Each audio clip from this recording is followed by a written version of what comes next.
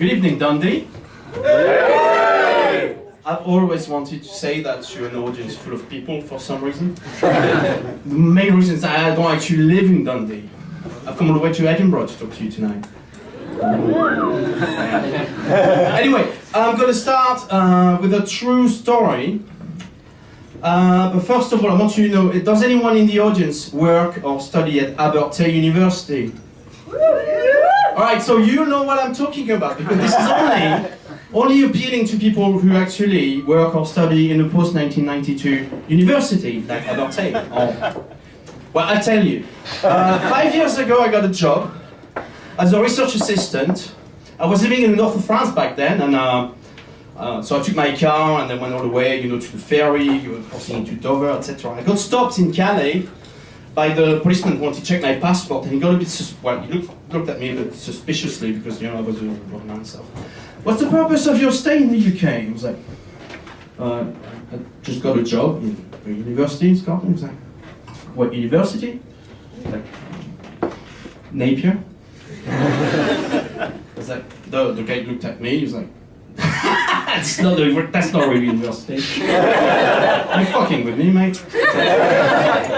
So, okay, honestly, I'm French. So, what do you do when there's a policeman trying to slap you off for your, career choices? You go on strike, right? It's so hard to go on strike in France. So it's not like, there was a train strike earlier. So you have a couple of guys in high vis, having a picket, giving flyers. No, in France we do it differently, right? We get an oil drum, we set fire to the oil drum. We have a barbecue on it. We get the local trade union to come up with a massive, sound system on a van, playing 1980s socialist protest songs. And at the moment it's very convenient because we've also got the England football fans that can contribute to the atmosphere, right? The reason I'm here is I am French, yes, but I've got other qualities, First of all, I'm an academic. I happen to be a computer scientist. Yeah, it's not very exciting, right? You know that stereotype, computer scientist guy / slightly socially awkward, sitting at a computer, typing code, living in a mom's basement, only talking to people on World of Warcraft and other, the likes, right? That's a terribly, terribly prejudiced view of computer science. And if you think that, you're terribly narrow-minded. You're also right. Well, whatever. I'm doing a PhD. I'm researching the topic of human-computer interaction. So what is human-computer interaction? Right? It's the study coming from the psychology, the design, the engineering behind computer and machine interfaces. To make sure they're easy to use or pleasant to use. That's a mixture of design, engineering, social science, customer satisfaction and the likes. There's two sorts of people who work in my field. The first sort of people who work in my field are engineers, like me, who are good, but maybe not good enough to land actual engineering jobs.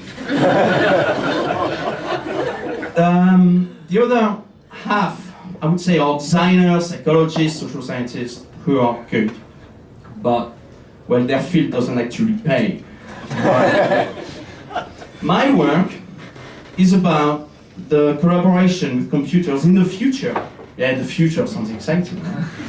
So I'm gonna select 3 things I work on in my research. The first thing I work on is the notion of smart spaces. So I wanted to say smart spaces or spaces you can only use when you're smart. I didn't really find that joke funny, but some do apparently. So basically in the future, you've got a meeting, you've got these special new meeting rooms, you can have touch screens and lots of gadgets and stuff to collaborate with your friends. But the room, what by smart really means, the room knows that you're gonna have a 2-hour meeting with a boring agenda, and the room knows it. And what's gonna happen is the room knows you're gonna have a miserable time, therefore it will work. So you cannot blame the technology for having a miserable time. Brilliant, no? Another one, and I'm not making that up, another one I'm studying is the notion of cross-channel interaction. Nothing to do with my French origins, I'm sorry. Cross-channel interaction, so who uses Netflix? You see, when you're on Netflix, what happens? You watch something on your laptop or whatever, you leave it, then you go to bed, you get your iPad or something else, and you can pick it up right where you left it. So cross-channel interaction is pretty much the same thing, except with spreadsheets, right?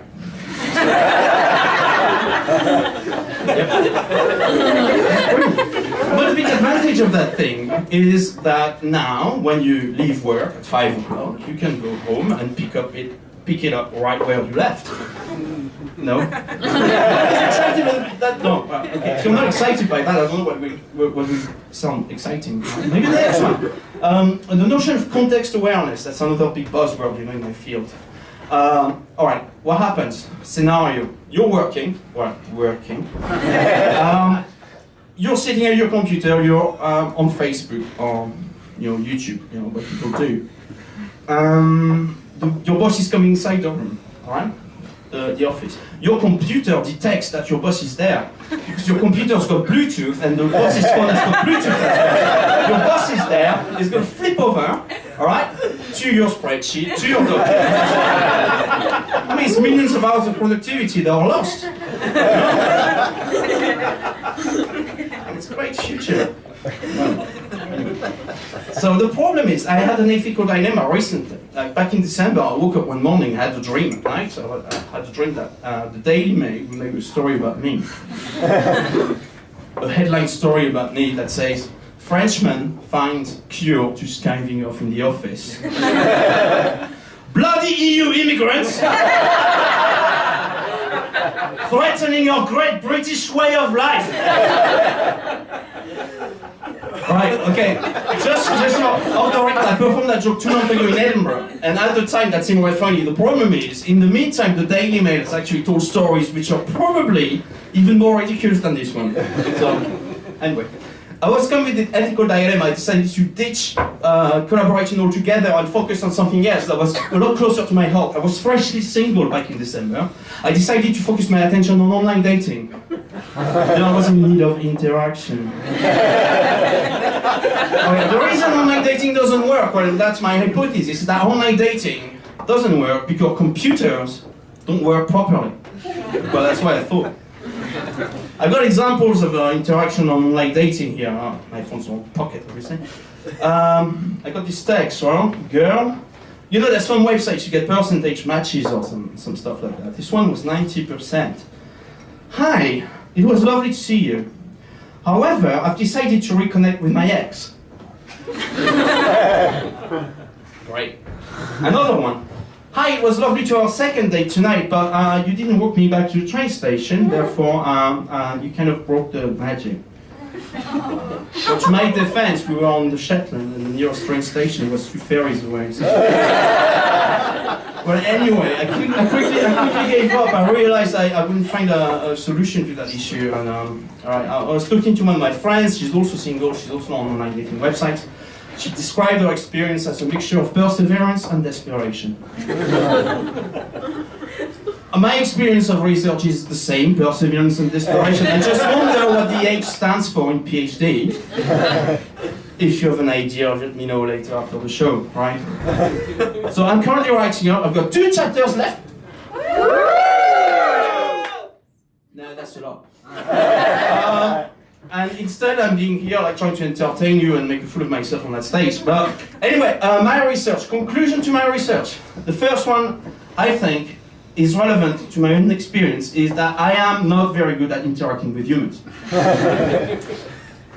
And I think, I don't know if I get away with that in terms of a thesis, but I think my conclusion, my statement would be that we should change humans instead of changing computers. Thank you very much.